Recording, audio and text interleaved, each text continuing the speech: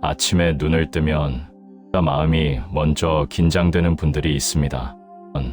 작은 변화에도 민감하고 사람들의 표정 하나, 말투 하나에도 가슴이 먼저 흔들리는 분들이 있습니다. 이런 예민함은 결코 약함이 아니라 마음이 섬세하다는 또 하나의 표현입니다.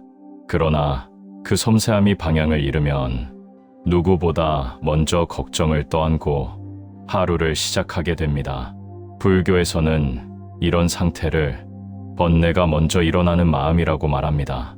생각이 먼저 뛰어나가고 그 뒤에 불안이 따라붙는 흐름입니다.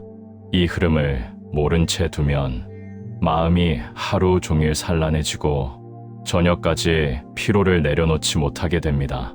부처님은 아주 간단한 말로 일러주셨습니다. 생각을 바로 보면 생각에 묶이지 않는다. 생각의 움직임을 바라보는 순간 그 번뇌는 우리를 흔들 힘을 잃습니다. 오늘 이 시간에는 예민한 마음을 누르거나 바꾸려 하지 않고 그 마음을 있는 그대로 알아차리는 가장 쉬운 방법을 함께 살펴보겠습니다. 지금부터 천천히 마음이 가벼워지는 첫걸음을 시작해보겠습니다. 부처님께서는 이미 2500년 전에 우리와 같은 고민을 하는 사람들을 위해 명확한 답을 주셨습니다. 생각이 많다는 것이 나쁜 것이 아니라 그 생각들과 어떻게 관계를 맺느냐가 중요하다고 말씀하셨습니다. 예민하다는 것 역시 마찬가지입니다. 그것은 남들보다 세심하게 느끼고 깊이 있게 생각할 수 있는 능력이기도 합니다. 문제는 그러한 특성을 어떻게 지혜롭게 활용하느냐에 있습니다. 오늘은 특별히 4가지 중요한 가르침을 함께 살펴보겠습니다. 첫 번째는 생각의 본질을 올바르게 이해하는 것입니다. 두 번째는 마음의 중심을 잡는 방법입니다. 세 번째는 현재 이 순간에 머무르는 지혜입니다. 네 번째는 자비로운 마음으로 자신을 돌보는 방법입니다. 이 4가지 가르침을 통해서 법우님들의 예민하고 생각 많은 성격이 오히려 수행에 큰 자산이 될 수 있음을 깨달으시게 될 것입니다. 그리고 매일 실천할 수 있는 구체적인 방법들도 함께 배워보겠습니다. 그러면 지금부터 부처님의 지혜로운 가르침을 하나씩 차근차근 살펴보겠습니다. 첫 번째로 생각의 본질을 올바르게 이해하는 것에 대해 말씀드리겠습니다. 생각이 많은 분들이 가장 먼저 알아야 할 것은 생각 자체의 본질입니다. 우리는 보통 생각을 너무 진짜처럼 여기고 생각이 곧 나라고 착각합니다. 하지만 부처님께서는 이것이 큰 오해라고 말씀하셨습니다. 금강경에서 부처님께서는 이렇게 말씀하셨습니다. 과거 마음도 얻을 수 없고 현재 마음도 얻을 수 없고 미래 마음도 얻을 수 없다. 이 말씀의 뜻은 생각이라는 것이 실제로는 잡을 수 없는 헛개비 같은 것이라는 의미입니다. 우리가 그토록 붙들고 씨름하는 생각들이 사실은 구름처럼 떠다니다가 사라지는 것들이라는 뜻입니다. 그런데 우리는 이런 생각들을 마치 단단한 실체가 있는 것처럼 여기면서 그 안에서 헤어나지 못합니다. 어제 누군가가 한 말이 자꾸 떠오르면서 마음을 괴롭히고 내일 일어날 일에 대한 걱정으로 잠을 못 이룹니다. 하지만 이런 생각들을 자세히 관찰해보면 어떻습니까? 아침에 일어나서 걱정했던 일들이 저녁이 되면 다른 걱정으로 바뀌어 있습니다. 어제 그토록 중요하게 여겼던 생각이 오늘은 별로 중요하지 않게 느껴집니다. 이것이 바로 생각의 무상한 본질입니다. 생각은 계속해서 변하고 사라지는 것이지 영원히 머물러 있는 것이 아닙니다. 조주선사의 유명한 일화가 있습니다.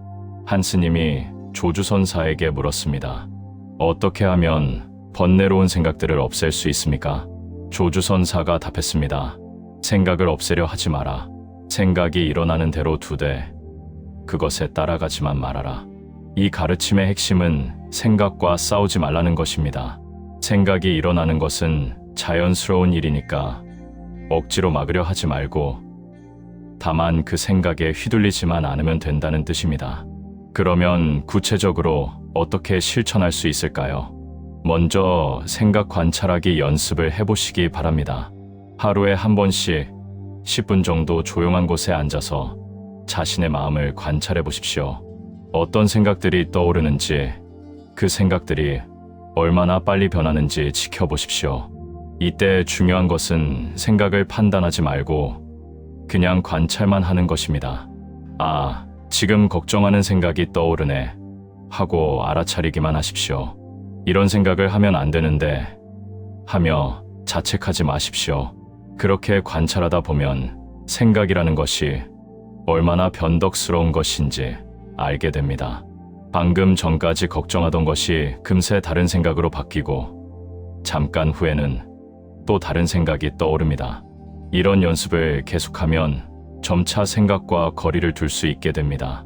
아, 지금 내가 이런 생각을 하고 있구나 하고 객관적으로 바라볼 수 있게 되는 것입니다. 또 다른 방법은 생각에 이름 붙이기입니다. 걱정스러운 생각이 떠오르면 걱정이야, 걱정하고 이름을 붙여보십시오. 화나는 생각이 들면 화야, 화 하고 말해보십시오. 슬픈 생각이면 슬픔이야, 슬픔 하고 인정해 주십시오. 이렇게 이름을 붙이면 생각과 나 사이에 거리가 생깁니다. 생각이 곧 나인 것이 아니라 내가 생각을 관찰하는 사람이라는 것을 깨닫게 됩니다. 실제로 이런 연습을 꾸준히 하신 분들을 보면 놀라운 변화가 일어납니다. 전에는 작은 일에도 며칠씩 마음을 쓰던 분이 이것도 그냥 지나가는 생각이구나 하면서 금세 놓아버리게 됩니다. 남들의 말 한마디에 상처받아서 밤잠을 설치던 분이 상처받는 마음도 일어났다가 사라지는 것이구나 하며 평온을 되찾습니다. 부처님께서 말씀하신 대로 생각의 본질을 올바르게 이해하면 그 어떤 생각에도 휘둘리지 않는 자유로운 마음을 얻을 수 있습니다. 두 번째로 마음의 중심을 잡는 방법에 대해 말씀드리겠습니다. 예민한 성격을 가진 분들의 가장 큰 어려움 중 하나는 마음이 외부 상황에 따라 너무 쉽게 흔들린다는 것입니다. 날씨가 흐리면 마음도 우울해지고 누군가가 차갑게 대하면 하루 종일 기분이 상합니다. 좋은 일이 생기면 하늘을 날 듯 기쁘지만 작은 문제가 생기면 땅에 떨어진 듯 절망합니다. 이렇게 감정의 기복이 심하면 일상생활이 매우 힘들어집니다.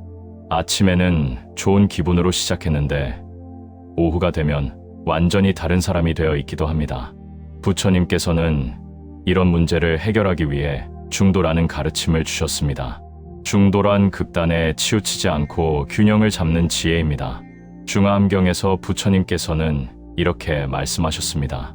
현명한 사람은 괴로움에 빠져도 너무 슬퍼하지 않고 즐거움을 만나도 너무 기뻐하지 않는다. 이 말씀은 감정을 억누르라는 뜻이 아닙니다. 슬플 때는 슬프고 기쁠 때는 기쁜 것이 자연스럽습니다. 다만 그 감정에 완전히 휩쓸려서 자신을 잃지 말라는 것입니다. 그러면 어떻게 하면 마음의 중심을 잡을 수 있을까요? 가장 좋은 방법은 호흡에 마음을 두는 것입니다.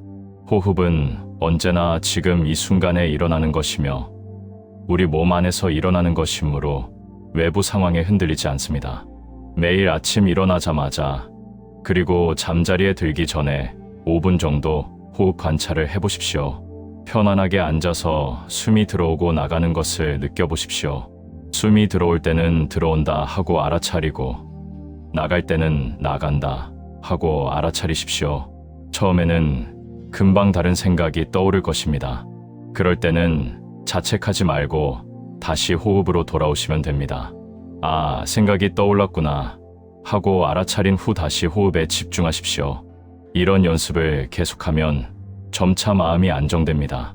외부 상황이 어떻게 변해도 호흡이라는 든든한 닻이 있어서 마음이 크게 흔들리지 않게 됩니다.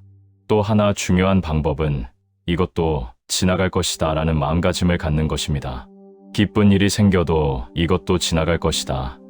슬픈 일이 생겨도 이것도 지나갈 것이다 하고 마음속으로 되뇌어 보십시오. 실제로 우리 인생을 돌아보면 그렇지 않습니까? 그때는 세상이 끝날 것 같던 일들도 지금 생각해보면 별것 아닙니다. 그토록 기뻤던 일들도 시간이 지나면 추억이 됩니다. 이런 무상의 이치를 깊이 받아들이면 마음이 훨씬 평온해집니다. 좋은 일이 생겨도 너무 들뜨지 않고 나쁜 일이 생겨도 너무 절망하지 않게 됩니다.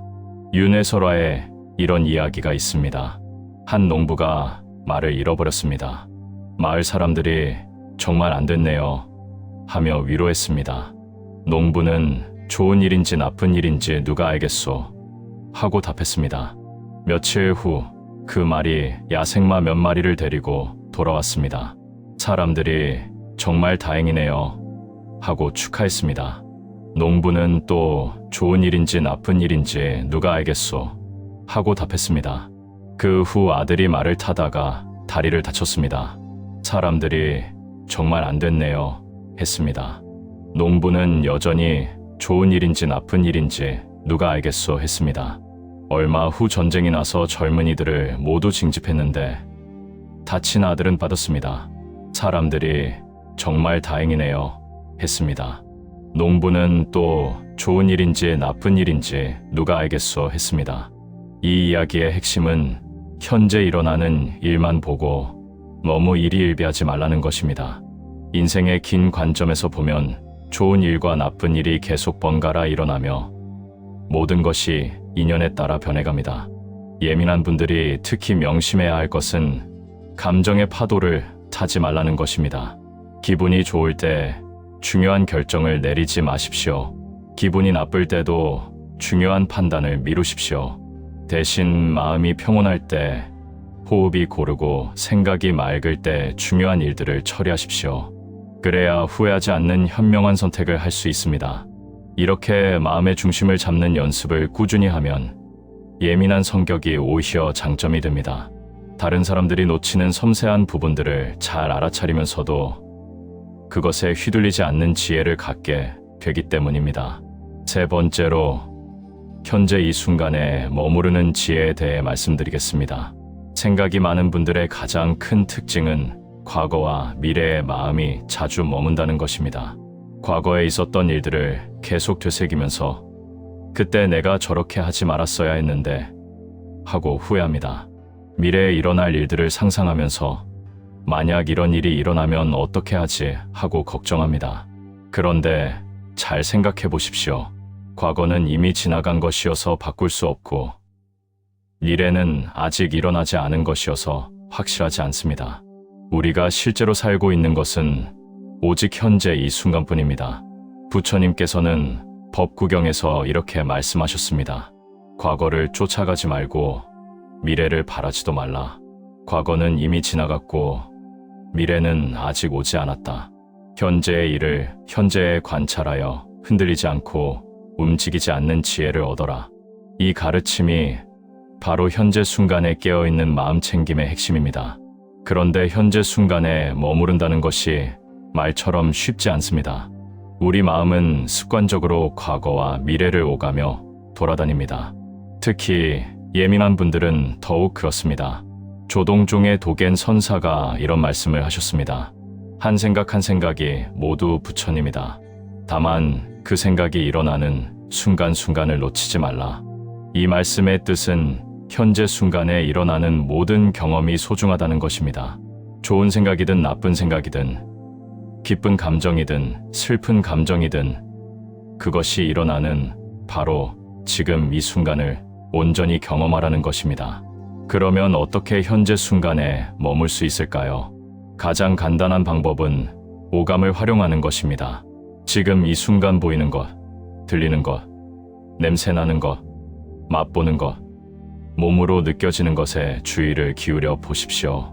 예를 들어 차를 마실 때는 컵의 따뜻한 온도, 차의 향기, 혀끝에 느껴지는 맛에 집중해 보십시오. 걸을 때는 발바닥이 땅에 닿는 느낌, 바람이 얼굴에 스치는 감각에 주의를 기울여 보십시오. 음식을 먹을 때는 씹는 소리, 음식의 질감과 맛에 온전히 집중해 보십시오. 이런 연습을 하다 보면 점차 현재 순간의 풍요로움을 느끼게 됩니다. 평소에는 지나쳐버렸던 작은 기쁨들, 소소한 아름다움들을 발견하게 됩니다. 또 다른 좋은 방법은 일상의 작은 일들을 수행으로 바꾸는 것입니다. 설거지를 할 때는 물의 온도와 비누 거품의 느낌에 집중해 보십시오. 빨래를 개킬 때는 옷감의 촉감과 깔끔하게 정리되는 모습에 마음을 두십시오. 청소를 할 때는 먼지가 사라지고 공간이 깨끗해지는 과정을 온전히 느껴보십시오. 이렇게 일상의 작은 일들도 마음 챙김의 대상이 될 수 있습니다. 특별한 시간을 따로 내지 않더라도 언제든지 현재 순간으로 돌아올 수 있는 것입니다. 틱나탄 스님의 유명한 가르침이 있습니다. 설거지를 할 때 설거지만 하라. 설거지를 하면서 커피 생각을 하지 말라. 이 말씀의 의미는 무엇을 하든 그 일에만 온전히 집중하라는 것입니다. 몸은 설거지를 하고 있는데 마음은 다른 곳에 가 있으면 그 순간을 놓치게 됩니다. 실제로 현재 순간에 머무는 연습을 꾸준히 하면 놀라운 변화가 일어납니다. 전에는 항상 바쁘고 정신없던 일상이 훨씬 여유롭게 느껴집니다. 같은 일을 하더라도 스트레스가 줄어들고 집중력도 높아집니다. 무엇보다 과거의 후회나 미래의 걱정에 시달리는 시간이 크게 줄어듭니다. 지금 이 순간에 충실하게 살다 보면 과거는 자연스럽게 받아들여지고 미래는 저절로 준비됩니다. 한 가지 더 알아두시면 좋은 것은 지금 여기라는 말의 진정한 의미입니다. 지금은 시간적으로 현재 이 순간을 말하고 여기는 공간적으로 내가 있는 이 자리를 말합니다. 하지만 더 깊은 의미로는 지금 여기가 바로 부처님이 계신 곳, 진리가 있는 곳이라는 뜻입니다. 우리는 보통 깨달음이나 평화를 어딘가 다른 곳, 다른 시간에서 찾으려 합니다. 하지만 부처님께서는 그것이 바로 지금 여기에 있다고 말씀하셨습니다. 지금 이 순간, 이 자리에서 일어나는 모든 경험이 바로 수행의 재료이고 깨달음의 기회입니다. 예민하고 생각 많은 마음도 지금 이 순간 일어나는 현상입니다. 그것을 있는 그대로 알아차리고 받아들이면 그 자체가 지혜가 됩니다. 이렇게 현재 순간에 머무르는 연습을 통해 법우님들의 마음이 점점 더 평온해지고 자유로워질 것입니다. 네 번째로 자비로운 마음으로 자신을 돌보는 방법에 대해 말씀드리겠습니다. 예민하고 생각이 많은 분들이 가장 힘들어하는 것 중 하나가 자기 자신에 대한 가혹한 비판입니다. 왜 나는 이렇게 예민할까? 왜 이렇게 생각이 많을까? 다른 사람들은 다 잘 사는 것 같은데 나만 이상한 것 같다 하며 자신을 탓합니다. 이런 자기 비판은 문제를 해결하기는커녕 오히려 더 큰 고통을 만들어냅니다. 자신을 미워하고 원망하는 마음이 커질수록 마음은 더욱 불안해지고 예민해집니다. 부처님께서는 이런 문제를 해결하기 위해 자비라는 가르침을 주셨습니다. 자비란 자신과 다른 모든 존재를 사랑하고 아껴주는 마음입니다. 자비관 수행에서 부처님께서는 이렇게 가르치셨습니다. 모든 존재가 행복하기를, 모든 존재가 괴로움에서 벗어나기를, 모든 존재가 평안하기를. 그런데 여기서 모든 존재에는 당연히 자신도 포함됩니다. 다른 사람에게는 자비로운 마음을 갖고 자신에게만 가혹한 것은 진정한 자비가 아닙니다. 실제로 자신을 사랑하지 못하는 사람은 다른 사람도 진정으로 사랑할 수 없습니다. 자신에게 인색한 사람은 다른 사람에게도 인색하게 됩니다. 그러면 어떻게 자신에게 자비로운 마음을 가질 수 있을까요? 먼저 자신의 예민한 성격을 결점이 아닌 특별한 능력으로 바라보십시오. 예민하다는 것은 남들이 놓치는 섬세한 부분들을 잘 알아차린다는 뜻입니다. 생각이 많다는 것은 깊이 있게 사고할 수 있는 능력이 있다는 뜻입니다. 부처님의 제자 중에 아난다라는 분이 계셨습니다. 아난다는 매우 예민하고 감정이 풍부한 성격이었습니다. 부처님께서 열반하실 때 다른 제자들은 담담하게 받아들였지만 아난다만은 큰 슬픔에 빠져서 눈물을 흘렸습니다. 어떤 사람들은 아난다를 나무라며 수행자가 어떻게 그렇게 감정적일 수 있느냐 했습니다. 하지만 부처님께서는 아난다의 예민함과 따뜻한 마음을 매우 소중하게 여기셨습니다. 그래서 아난다를 25년 동안 시자로 두시면서 가장 가까이에서 돌보셨습니다. 아난다는 뛰어난 기억력과 세심한 관찰력으로 부처님의 가르침을 정확하게 기억하고 전했습니다. 지금 우리가 경전을 통해 부처님의 말씀을 들을 수 있는 것도 아난다의 예민하고 섬세한 성격 덕분입니다. 이처럼 예민한 성격도 잘 활용하면 큰 장점이 될 수 있습니다. 문제는 그 성격 자체가 아니라 그것을 어떻게 지혜롭게 활용하느냐에 있습니다.